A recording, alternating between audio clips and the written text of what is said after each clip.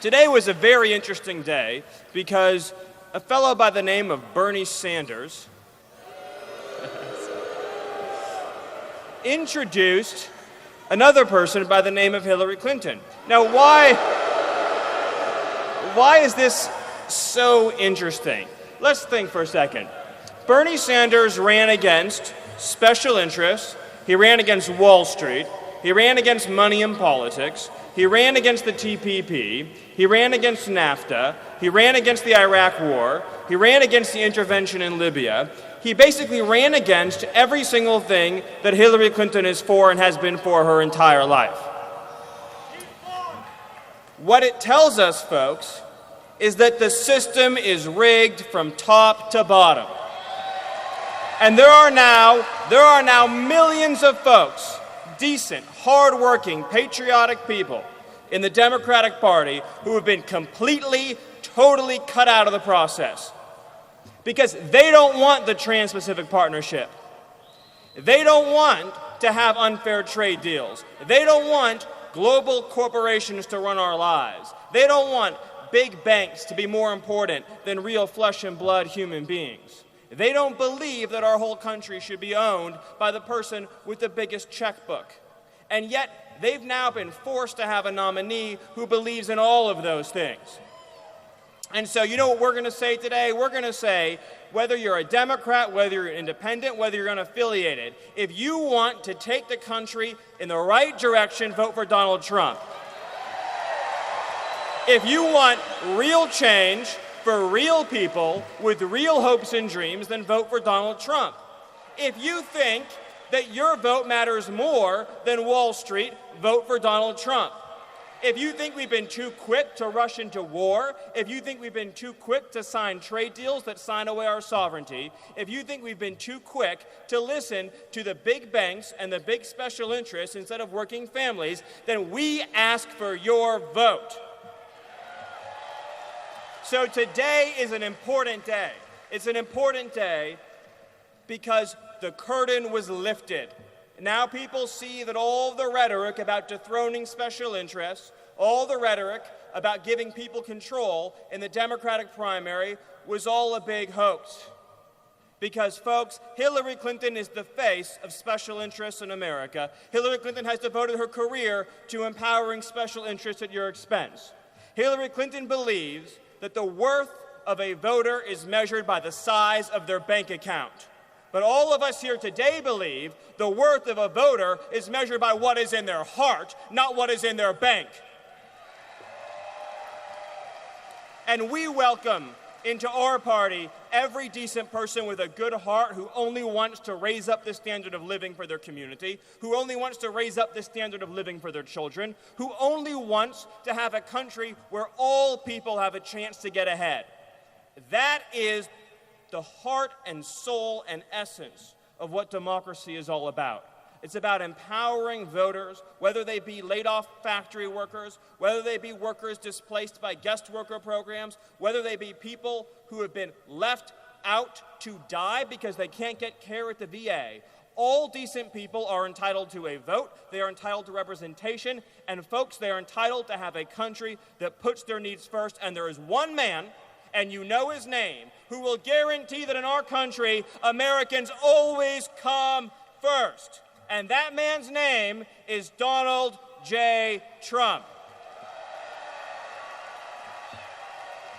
Donald J. Trump is going to promise every person in this country economic growth, opportunity, and fairness. He's going to promise every community in this country safety, security, and mobility. And he's going to promise every last person in this country that our social contract will be renewed, that once again, it won't matter how much money you have, it won't matter who you know, it won't matter where you live, it won't matter what color you are, what country your ancestors came from. All that will matter is that if you're an American citizen, your needs come before any other consideration. That is a message of unity. That is a message of togetherness. That is a message that will bring everyone closer together. And you've heard in recent days Mr. Trump talk in the aftermath of the horrible, heartbreaking, unimaginable tragedy in Dallas. that if he is president, he is going to make America safe again for all of us. He is going to make America safe again for every child, for every parent, for every mother, for every father, for everyone who wants to live in safety and peace. Donald J. Trump is going to fight for you. He is going to stand up for your right to live in security, to have all people be free from fear, to be free from violence, to be free from intimidation. That is what Donald J. Trump is promising. That is a message that can lift up all of our hearts, that can make us all proud to be part of this political process, to reject the politics of yesterday that tears people down and pulls us apart, and to embrace a new future in which we are all united by our common identity as United States citizens. So, with that, I will ask all of you, are you ready to stand strong and stand tall and elect Donald J. Trump? Are you ready to send a message to the special interests that this country still belongs to working people? Are you ready to deliver justice on behalf of every person who's been cut out of our political process? Are you ready to stand for the rule of law in America?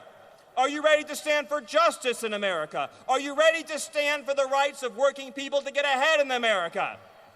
Will all of you today make that commitment to go that extra mile, to walk that extra foot, to find that extra measure of resolve, to deliver for America this once-in-a-lifetime opportunity for change? Are you willing to do it?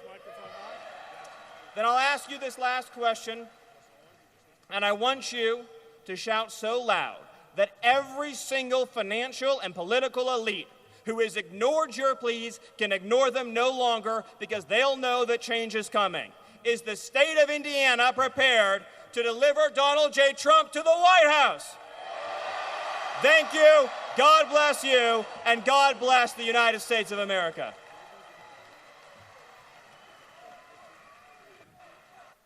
Ladies and gentlemen, please welcome the governor of the great state of Indiana, Mike Pence.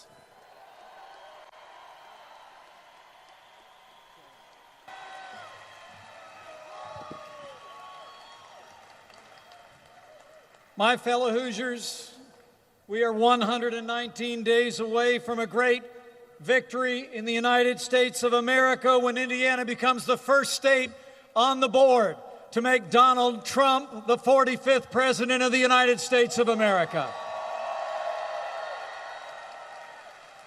You know, here in Indiana, we know that strong Republican leadership works. Different from our neighbors in Illinois, we have balanced budgets. We've cut taxes. We've made record investments in education and roads, and today there are more Hoosiers going to work than ever before in the 200-year history of the great state of Indiana. That's what Republican leadership gets you. And that's exactly the kind of no-nonsense leadership that Donald Trump is going to bring to the White House this November. You know, after 7.5 years of the failed policies of Barack Obama that have weakened America's place in the world and stifled our nation's economy, we're ready for a change in this state. We're ready to put a fighter, a builder, and a patriot in the Oval Office of the United States of America. We're ready for Donald Trump to be our next president. You know, Donald Trump understands the frustrations and the hopes of the American people like no other American leader in my lifetime since Ronald Reagan. The American people are tired. We're tired of being told. We're tired of being told this is as good as it gets. We're tired of hearing politicians in both political parties tell them that we'll get to it tomorrow while we pile a mountain range of debt on our children and grandchildren. And as Ronald Reagan said so eloquently so many years ago, we're tired of being told that a little intellectual elite in a far distant capital can plan our lives better for us than we can plan them for ourselves. Donald Trump gets it. Donald Trump hears the voice of the American people. He's been successful on Wall Street, but he's never turned his back on Main Street. He's never forgotten or forsaken the people who work with their hands, who grow the food, build our roads and bridges, tend to our sick, teach our kids, and protect our lives and our property. Donald Trump knows that the boundless potential of the American people awaits, and we can make America great again.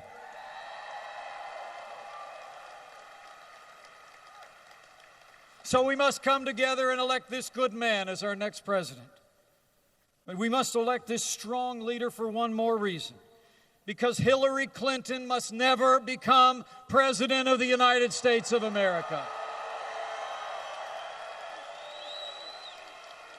You know, I heard Bernie Sanders endorse Hillary Clinton today.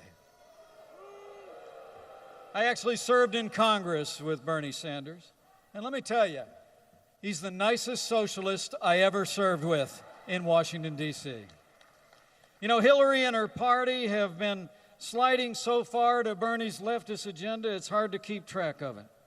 The truth of the matter is that I just have to tell you from my heart, after looking at the direction that their party has gone, farther and farther to the left, to paraphrase the director of the FBI, I think it would be extremely careless to elect Hillary Clinton as the next president of the United States. You know, we don't need a president who sees Obamacare as just a good start. We don't need a president who promises to put coal miners out of work and raise the utility rates of hardworking Americans. And as the proud father of a United States Marine, let me say from my heart, we don't need a president who took 13 hours to send help to Americans under fire and after 4 brave Americans fell, said, "What difference at this point does it make?" Anyone who said that, anyone who did that, should be disqualified from ever being Commander-in-Chief of the Armed Forces of the United States of America. So let me say, for the sake of our troops who deserve a Commander-in-Chief who will have their back, for the sake of hardworking Americans and businesses who deserve a president who will get Washington, D.C. off their back, and for the sake of a Supreme Court that will never turn its back on the God-given liberties of the American people, let us resolve here and now that from this day forward we will unite, we will stand together, we will not rest, we will not relent until we make this good man our next president. My fellow Hoosiers, I give you the next president of the United States of America, Donald J. Trump.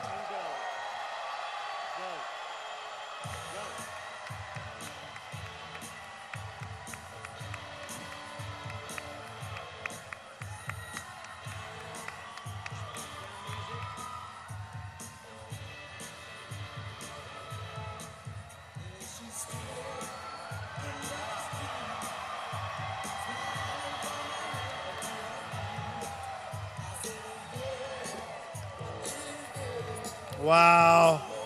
Wow. Whoa. That's a lot of people. That's a lot of people.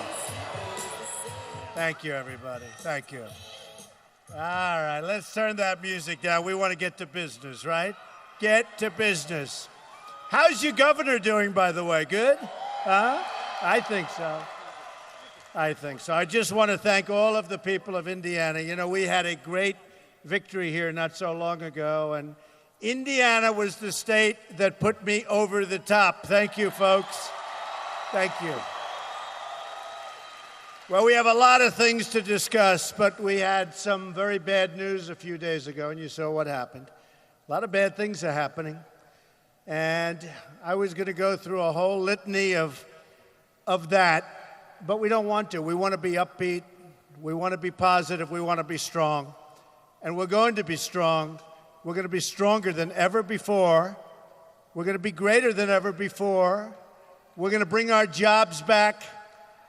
We're going to bring our military back. It's being depleted so badly. We're going to take care of our veterans, which we have to take care of. We're going to get rid of Obamacare, which is a disaster. and replace it with something terrific.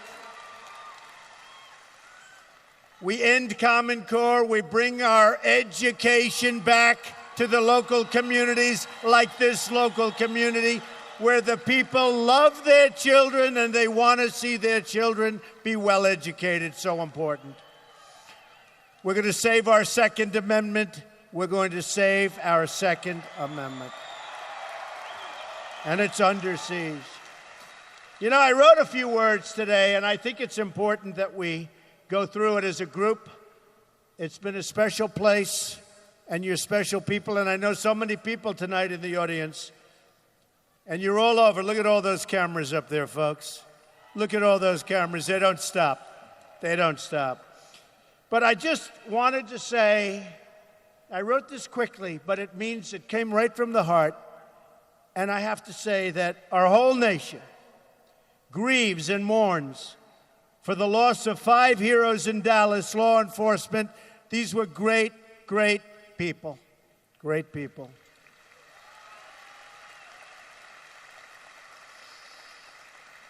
We pray for their families. We pray for their loved ones. We pray for all the wounded survivors. We pray for our country. So important. The police are not just part of our society. Our police are the best of our society. Remember that. We have to remember that. They represent our highest ideals, our greatest values, and our most noble characteristics.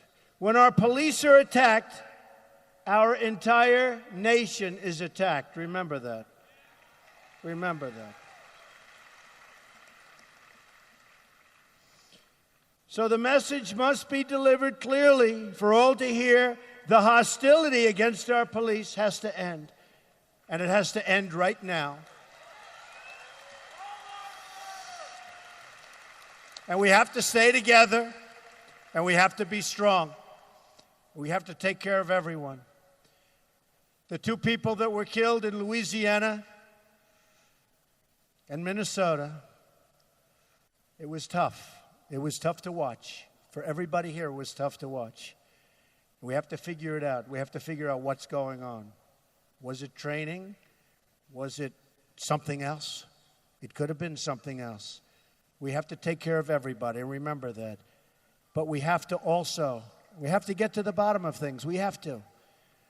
But we can never, ever forget the hundreds of thousands of great deals and great things that our police all over the country do, and nobody recognizes them for what they do.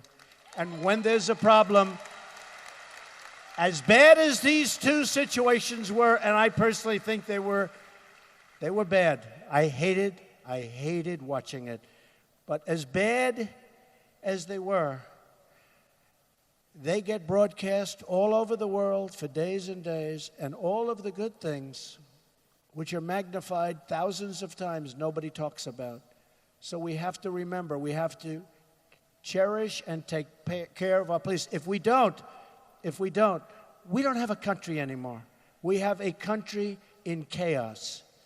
And remember this, and I say it once, and I say it with love, and I say it with compassion, because I have love for our country, and I have great compassion for our people in our country.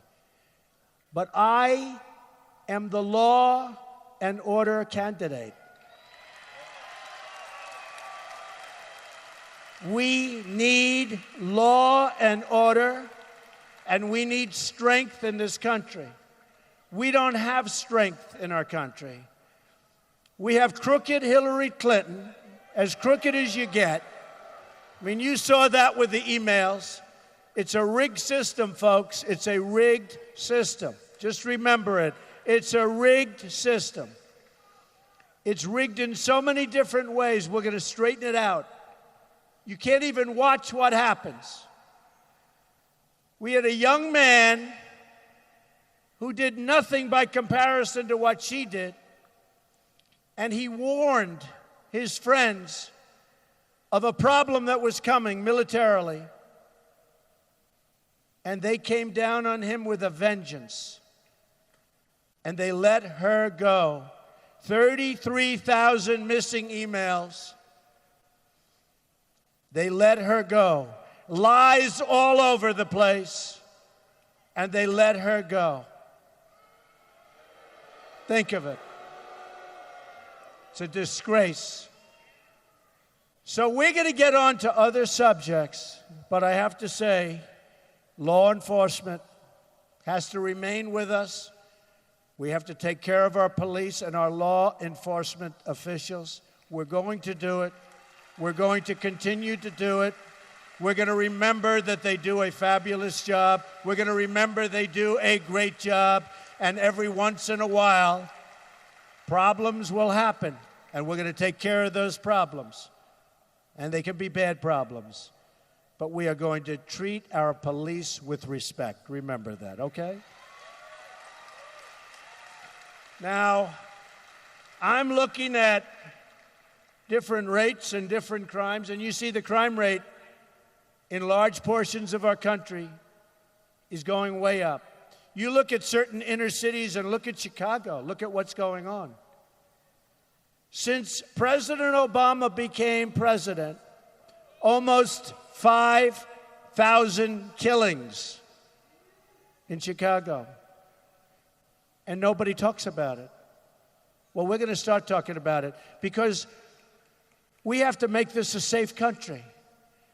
And you know, I would say 2 weeks ago, a month ago, I wouldn't be saying these words. I was talking about the border.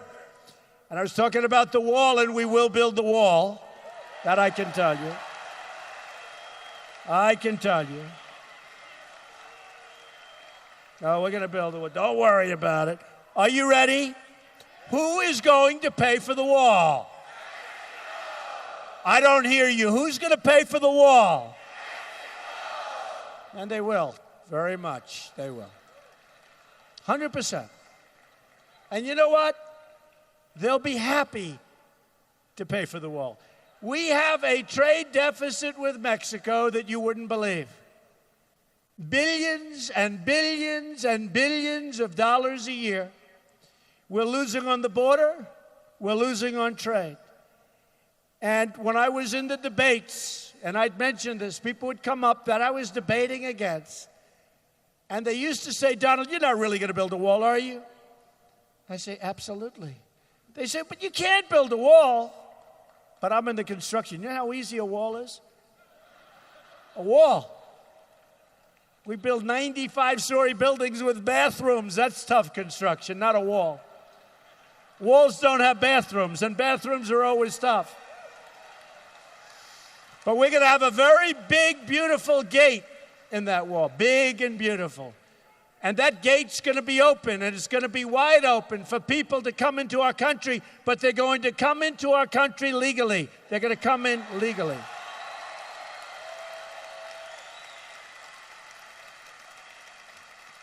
And they're going to be people that love our country. They're not going to be people that hate our country. They're not going to be people that we don't know where they come from. They're not going to be people that come from the migration that don't have paperwork, that don't have passports, that we have no idea where they're from. We have no idea what their motives are. We're going to say, no, sorry, no, and we'll help. And in Syria, we'll build safe zones, and we'll get other people to put up the money, because we are going to owe very soon 20 trillion with a T. Nobody even knows what it means. We're going to own right now, can you believe this? $20 trillion. Soon going to $21 trillion. So we're going to get the Gulf states, who have so much money, folks, so much money, and we're going to get them to put up the money and others. And we're going to take care of people, and we're going to have compassion. But we can't allow them to come into our country. We have enough problems right now. You see what happened in Orlando. You see what happened in San Bernardino. We can't allow it to happen. So we're going to build safe zones. We're going to take care of people. We're going to have other people fund these safe zones. We're going to build up our military. We should have never been in Iraq. But once we went into Iraq, we should have never left the way we left. We left like fools. We went in, should have never happened. I didn't want to go from the beginning, and I have proof from the beginning. I didn't want Iraq. I said, you're going to destabilize the entire Middle East, and that's exactly what happened. But then we were there, losing thousands of lives, spending trillions and trillions of dollars. Probably in the Middle East, we're up to $4 trillion. And we're in worse shape now than we were 15 years ago before the whole deal started. Far worse, not even close. Far worse, far worse. So what we're going to do is we're going to start thinking smart. We're going to be smart again. We're going to make great military. And by the way, I said for years, we've got to keep the oil. I said, keep the oil. You leave, you keep the oil. We didn't do it. We didn't do it. I said it for years. Once we were in, I said, when we get out, it's going to be a disaster. But when we get out, we should have left some troops there. And I hate saying that, but we should have left some troops there. And it would have been better, certainly, than it is right now. Can't be any worse. But I always said, keep the oil. But we didn't keep the oil. So who has the oil right now? A lot of the oil is had by ISIS. And we created ISIS. And Hillary Clinton, through her incompetence, directly and indirectly created ISIS.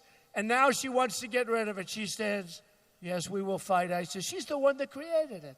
With stupidity. With stupid policy. Policy that's only going to get worse. She is the one that created it. And that's what's happened. And so now we have problems all over the place. We have our cities exploding. We have ISIS looking at us. And by the way, when our enemies all over the world, including our friends all over the world, look at what's happening to our country, where the other night you had 11, think of it, 11 cities potentially in a blow-up stage. Marches all over the United States. And tough marches. Anger. Hatred. Started by a maniac that some people asked for a moment of silence for him. For the killer. Okay? So, when our enemies look at what's going on with our country, they see our deficits. They see we don't win anymore. We don't win at anything. I always say, when I was young, going to high school and going to college, and before then, we never lost. You know, United States, they said, had never lost a war. Now we never win. We don't win on trade. We don't win with our military. Our military is so depleted. Our military has fighter jets that are in use, flown by great American people that are so old, and they can't get parts for the fighter jets. These are people flying these jets now in combat. They can't get parts, so they go to the plane graveyards in the deserts. They go to museums where they have similar planes, and they strip the planes of parts to use for our fighter pilots to fly. This is what we've been reduced to. And I'll tell you something. Hillary Clinton is incompetent, okay? The greatest single thing, in my opinion, that she's ever done is to get out of the email problem. I think it's incredible. She did a great job on that. I think it's her greatest achievement. I think when they look back on Hillary Clinton, they will say the greatest achievement of Hillary Clinton was getting out of this problem with emails nobody could have gotten. Houdini couldn't have gotten out. She was so guilty. I have a list. Look, page after page of the lies. Page after page, the lies. All over. Look at this. Page. Look, I don't want to read it to you. The press would say, you should spend your entire speech talking about Hillary Clinton and the emails. I don't want to talk about it. You know what? It was all lies, folks. I don't have to go through and bore everybody. It was so horrible. It was so disgusting. It was so outrageous. You look at General Petraeus. Look what happened to him for a tiny fraction of what crooked Hillary did. You look at other people for a tiny fraction, look at what happened to them. So I just tell you this. We have a candidate on the other side who, if she ever gets elected, it will be 4 more disgusting years of Obama. It will be 4 more years of weakness. It'll be 4 more years of civil unrest.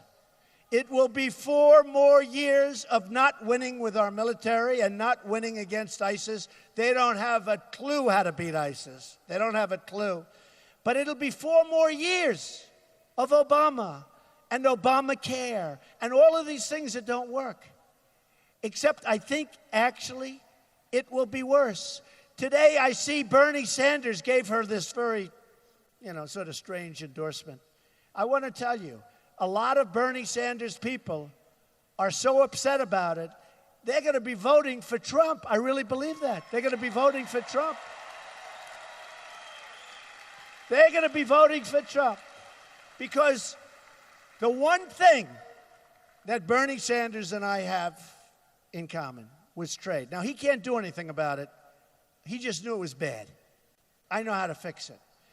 Because I am in favor of free trade. A lot of people say I'm an isolationist. Okay? Of course, when you're losing $800 billion a year on trade deficits, maybe that's not the worst thing. But we're going to straighten it out. I believe in open borders for trade. I believe in free trade. The problem we have is that virtually every single country that deals with us are far sharper and far better. They have their best negotiators. We have people that are political hacks negotiating for us. We have people that don't know what they're doing. I have the greatest businessmen in the world that have endorsed me, including people like Carl Icahn, great businessman. We have some of the greatest negotiators, maybe the greatest negotiators in the world. We don't use them. We use political hacks. We have people in there that got in for politics. You can look at the biggest companies in the world, and it's small potatoes. It's peanuts compared to some of these massive trade deals. And we have people that should never be negotiating trade deals. Just like we have Secretary of State Kerry negotiating with Iran, and what they did to him and you, because he has no idea what the hell he was doing and what he gave away. Israel is in serious jeopardy. Frankly, we're in serious jeopardy, and we made a power out of Iran. We made a power. Number one, we should have never gone in and negotiated that deal until we got our hostages back. Ever. Ever. We should have never, ever gone in. And what you say is, folks, we have to get them back. And if you don't want to give them back, you leave the meeting. You leave the meeting, and you double up your sanctions. You would have had them back within 24 hours. I guarantee you that. But we didn't do that. We never left any meeting. I kept waiting for the whole delegation. I kept waiting for them to leave, to get up and leave. I used to say, get up and leave. Perfect. Get up. We didn't win anything. The only time that Kerry left was at 73 years old to go into a bicycle race where he fell and broke his leg, right? And I always tell people, I promise you, I will never enter a bicycle race when I'm in the midst of an important nuclear negotiation, I promise. I promise.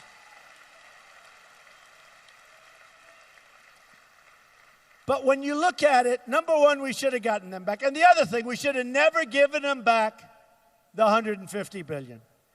And I would have said very nicely, my father used to think I was a little bit rough. And he used to go, easy, son. Son, take it nice and easy.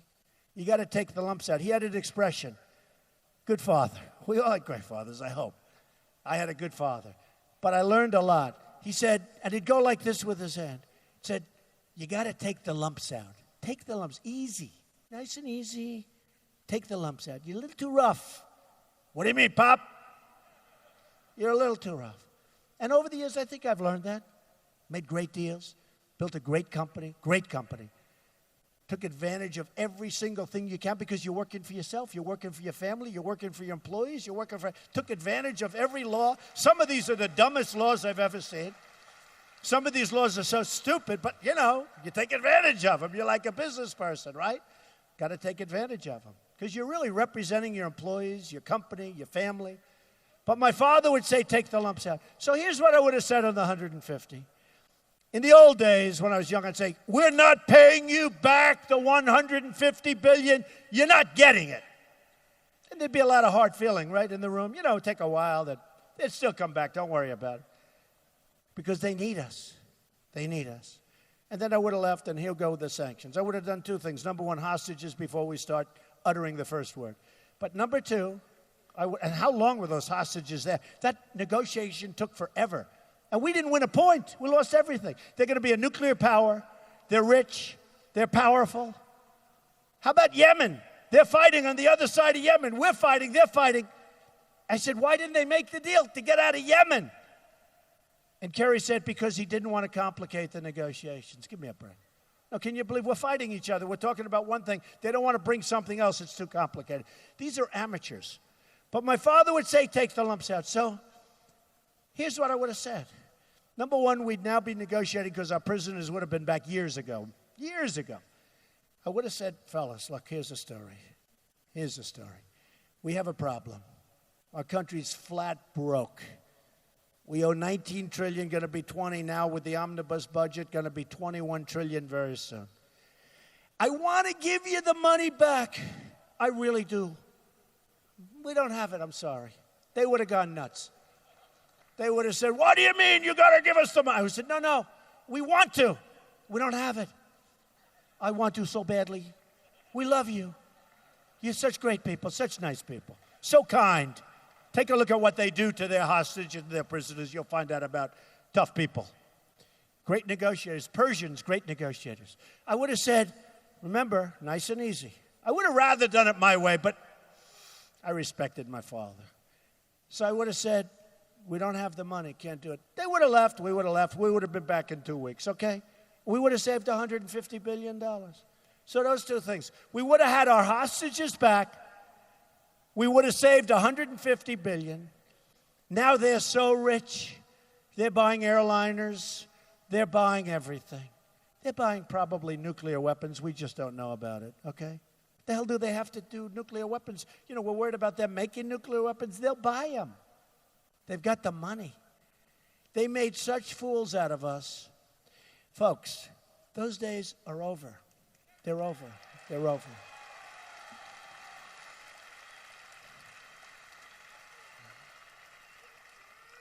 I call Obama the 5-for-1 president.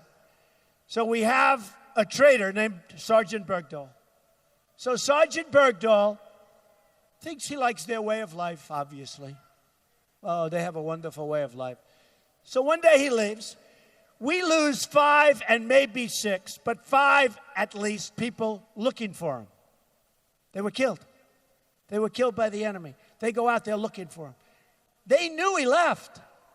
Everybody with him knew he left because he was all whacked out and a believer in them, not us. So they knew he left. So knowing that, in fact, they had a colonel and I believe a general talking to the people that knew him. And they told the colonel and the general that he left. He deserted. Remember the old days, a deserter, what happened? Bang. 20 years ago, it was bang but slowly.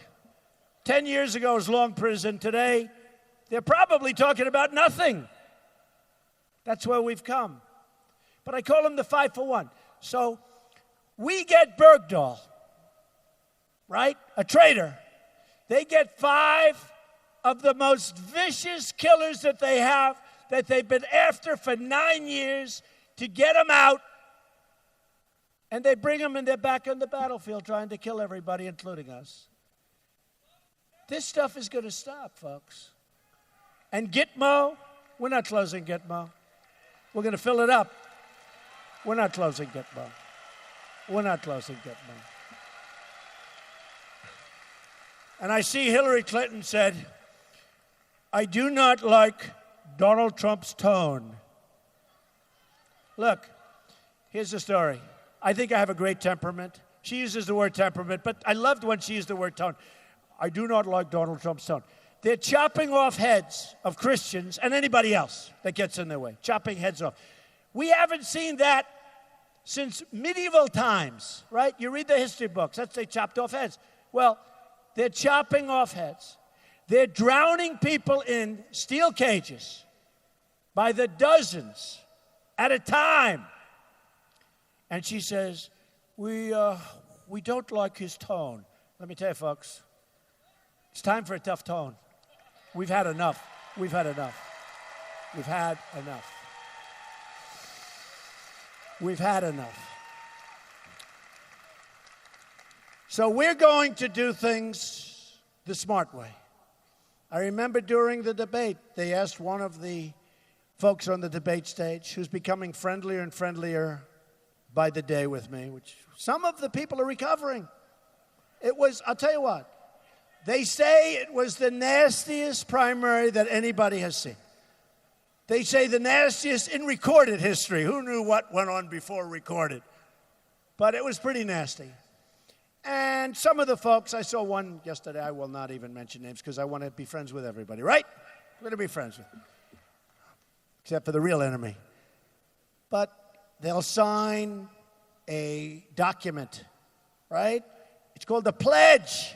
I pledge, I swear I pledge that if I don't make it, I'm going to support the nominee of the party. It doesn't say subject to change, subject to the weather, subject to the sun doesn't come up. No, it said, I pledge. And for that pledge, they got access to millions of dollars worth of material from the Republican National Committee, the RNC. Reince Priebus, a great guy. By the way, great guy. He's doing a great job.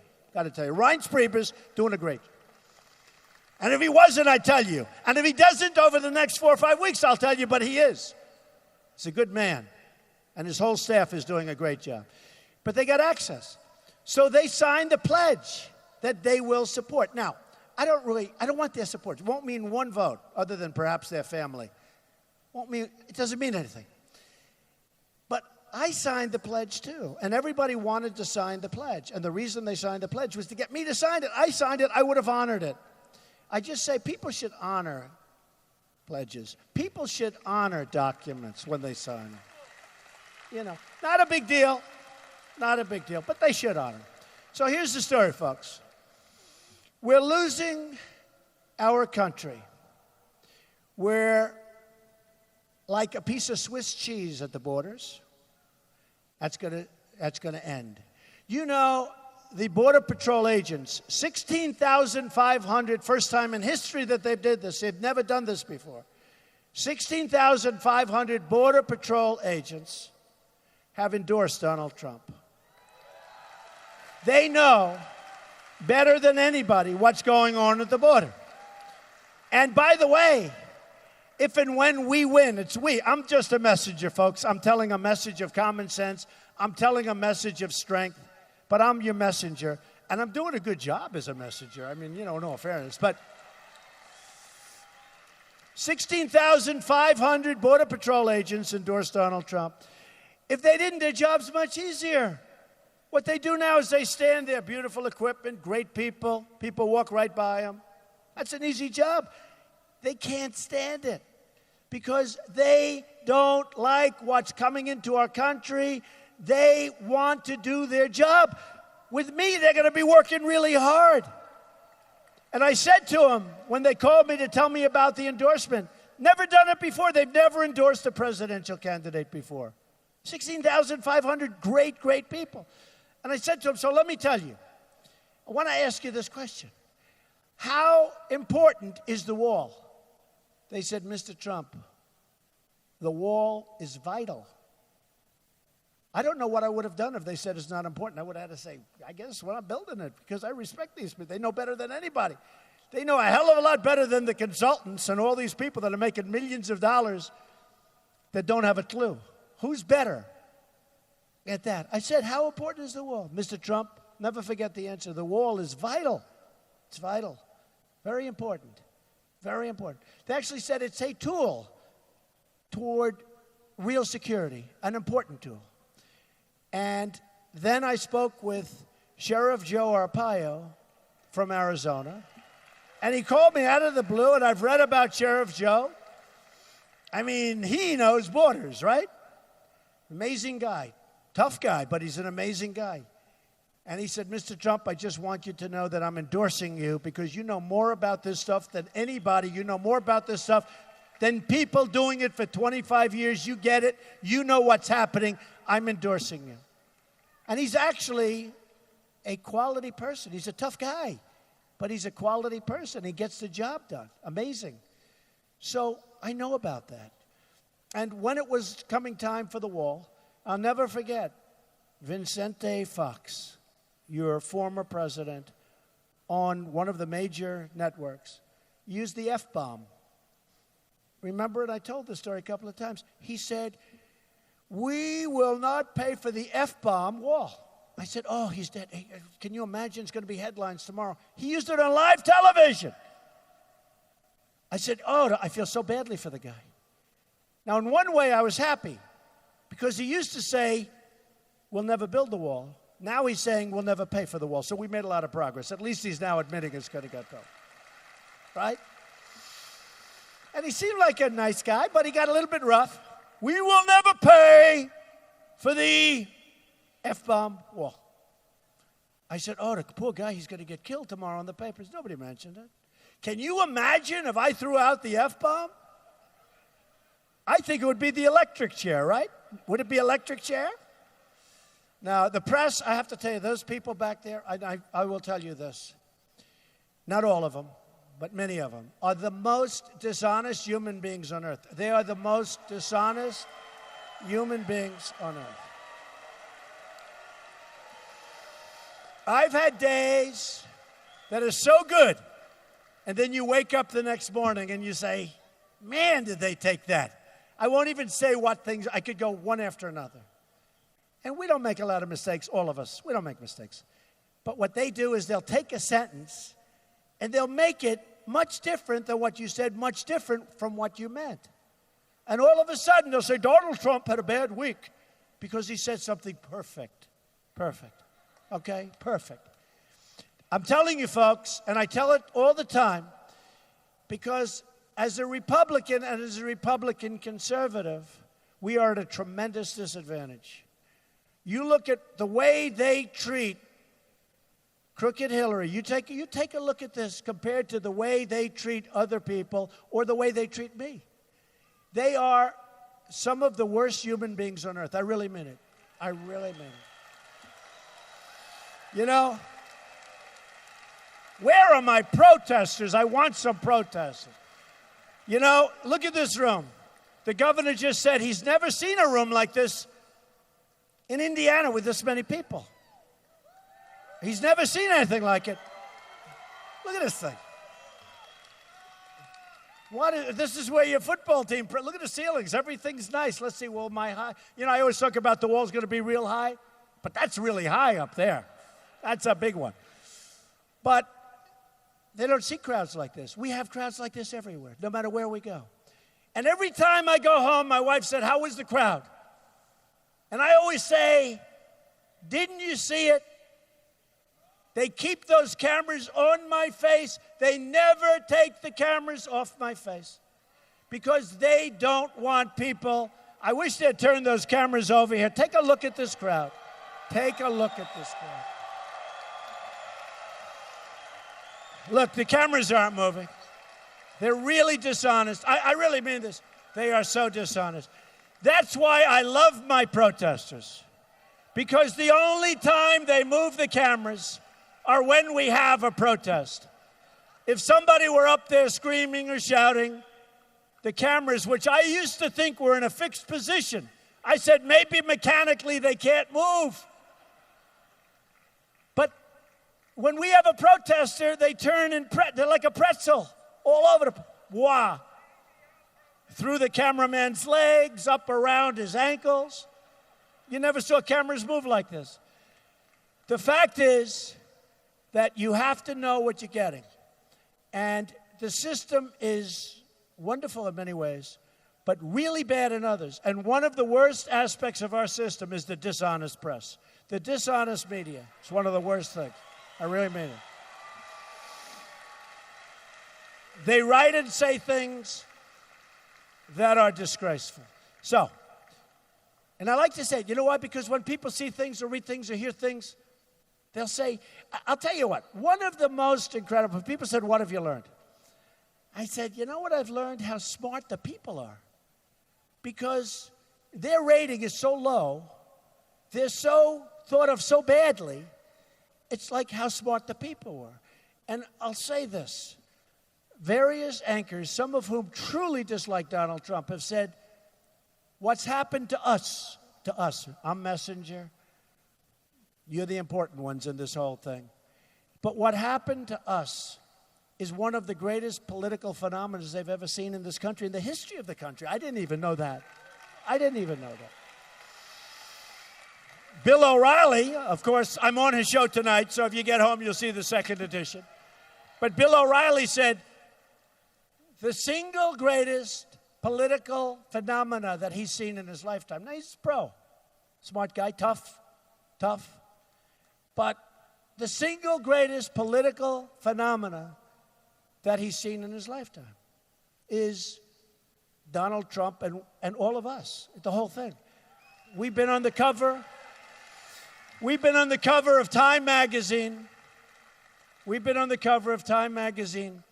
So much it becomes routine. In fact, they just told me, Mr. Trump, sir, you're on the cover of Time magazine again this week. I said, all right. You know, in the old days, I'd say, wow, that's a big deal. Now it's like, really? That's good. That's all right. You're on the cover of Time magazine. I'm not on the cover of Time magazine. You're on the cover. Just remember that. So we have a lot of things that are taking place. We have a bad enemy. We have an enemy that's dishonest. We have a press that's dishonest. We have a group of people that want to get elected who have a rigged system and who have really rigged the system to a large extent. They've really rigged the system. I mean, say what you want about Bernie Sanders, but those superdelegates, that was worse than what happened with us. And frankly, the only reason I could win is we won in such landslides all over the place, including Indiana. What a landslide that was. And we love Bobby Knight. Do we love Bobby Knight? Oh, that Bobby Knight. I love my Bobby Knight. We had so many coaches, Gene and Digger and Bobby, and we had so many coaches. Lou Holtz. We had so many coaches that came out in our favor. I do well with coaches, I'll tell you. But the coaches like me. But Bobby was out here working really hard, and I could see it right at the beginning. This was going to be the watershed. We weren't going to. But Bobby came out, and I came out, and we went to arenas. You've never seen so many people. A lot of you were at those arenas. But it's been amazing. So here's the story, folks. We've got to stop 4 more years of Obama. We've got to stop Hillary Clinton, who's as crooked as they come.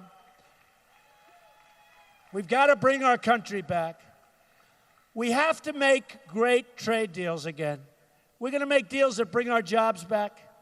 And we're going to get along great with these countries. And we're going to trade with these countries.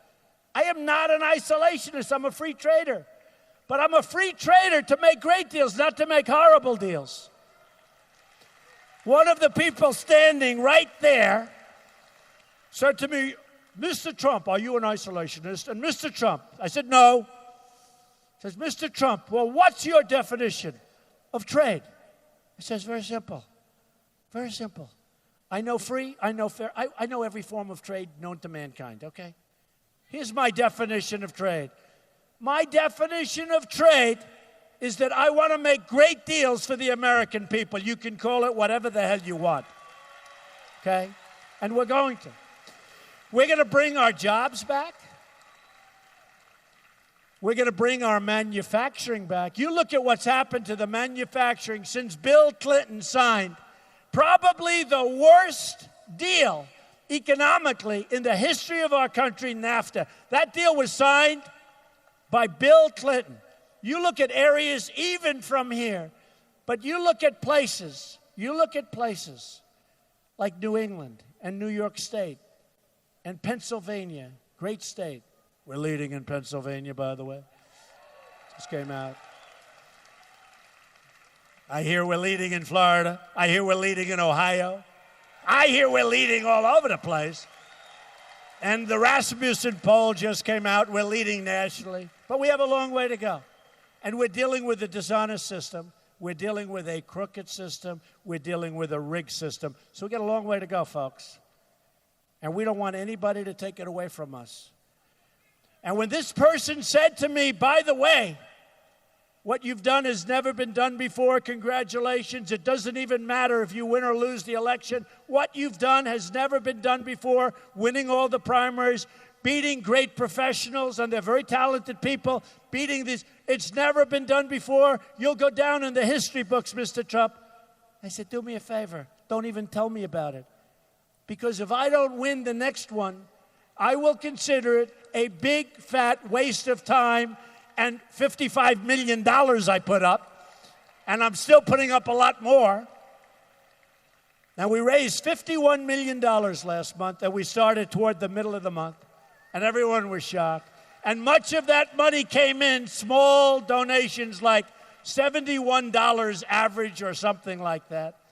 And I put up millions, but I did it like I want to incentivize people. I want people to realize that I'm raising money for the Republican Party and the RNC. That's what we want to do. Because we want to keep our majority. We want to keep our House. We want to keep our Senate.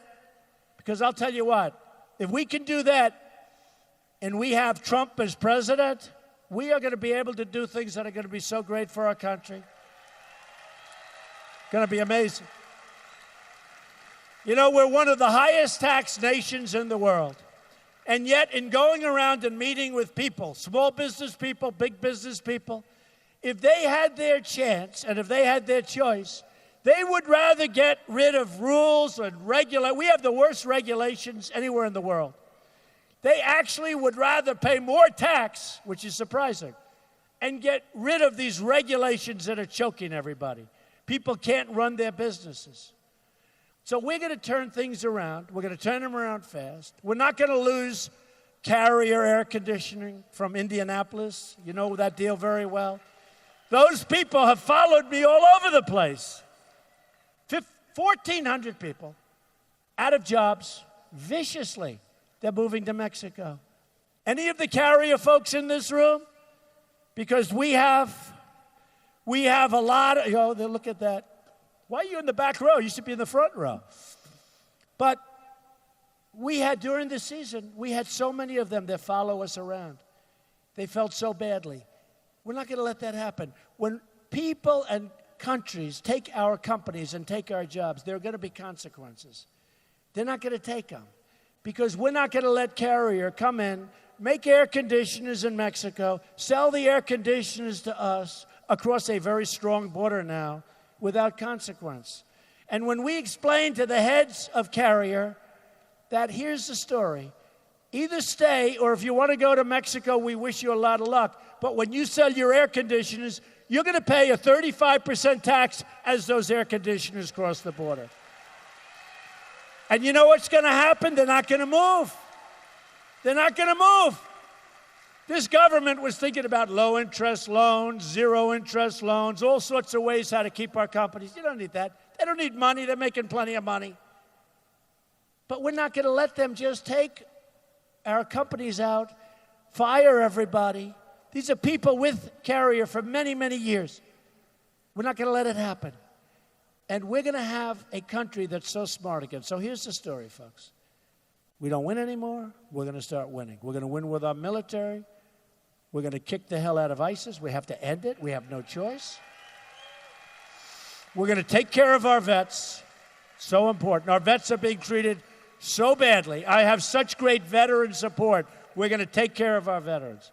We're going to have strong borders. We're going to have the wall. Oh, that wall is going to be as beautiful as a wall can be. Somebody said, Mr. Trump, sir, they're going to call it the Trump wall. I said, well, then I better build it big and beautiful, right? No, I don't want that. But we need great borders. Because without borders, we don't have a country. We're going to make great trade deals. Our jobs are going to come back. We're going to make a lot of money on trade. Right now, we lose all of this money. You look at Japan, the biggest ships you've ever seen floating in. I was in Los Angeles. They float in these massive, massive ships loaded up with cars. And the cars are pouring just like, NASCAR. I love NASCAR. I love Brian France. He endorsed me from NASCAR, right? NASCAR. It's like NASCAR drivers. King Richard endorsed me. A lot of the guys endorsed me. Richard Petty. They come in, they're pouring off these boats. We send them wheat. We send them beef. And when it gets there, they don't even want it. They send it back. You want to see trade imbalance. Take a look at the imbalance we have with Japan. It's going to end, folks. We're going to have smart people now. We're going to make great deals. We're going to make fair deals. We're going to get along great with Japan. We're going to get along we're going to get along better with these countries, and they're going to treat us fairly. And we have all the cards. Just remember that. We're the piggy bank. But they're going to break our piggy bank very soon. But with the piggy bank, they take the money out. We have rebuilt China. The money they've taken out of this country. They have trains that we can only dream about. They have highways that we can only dream about. Places outside of this country in the Middle East, different places, have airports that we can only dream about. We used to be at the top. Now we're like a third world country. So here's what I say. We're going to start winning again. We're going to win so much. You're going to be so proud of your country. We're going to win so much. You're going to be so happy. You're going to have your jobs back. You're going to have your pride back. I often joke, you'll be calling up Mike Pence. I don't know whether he's going to be your governor or your vice president. Who the hell knows? But you're going to call up, good man. But you're going to call him and you're going to either say governor or vice president. Sir, please speak to Mr. Trump. We're winning too much. We, the people of Indiana, cannot stand all of these victories. We can't take it. We're not used to it. Please, we're winning with our military. We're going to beat ISIS. We're winning on trade. We're winning at the border. We're stopping drugs from pouring in. We're winning on education. We're winning with our Second Amendment. Please, Mike, help us. We're winning too much. And Mike will come to see me. Say, Mr. President, sir, they're winning too much. The people of Indiana can't stand it. I say, Mike, go back and tell them we're not changing a damn thing. We're going to keep winning. And we're going to win at every level. And we are going to make America so great again. We're going to make America greater than ever before. I love you, Indiana. Thank you for all your help. You're really special people. Thank you. We love you. Thank you very much.